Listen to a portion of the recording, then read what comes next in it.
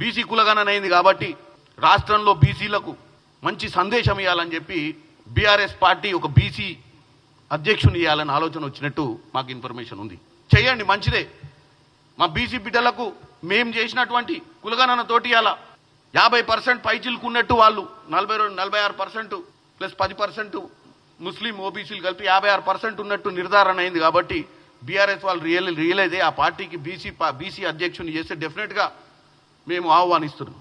కాకపోతే మీరు డెఫినెట్గా మీరు చేసినటువంటి దౌర్భాగ్య పాలన మీద క్షమాపణ చెప్పాల్సిన అవసరం ఉంది. మిగులు రాష్ట్రంగా ఉన్న రాష్ట్రాన్ని మా చేతిలో పెట్టినప్పుడు అప్పుల రాష్ట్రంగా పెడితే మేము సంవత్సరం మీద 6 నెలల పాలన మేము చేస్తుంటే మేము జనానికి సన్నబియ్యం పెడితే ఓర్వలేరా?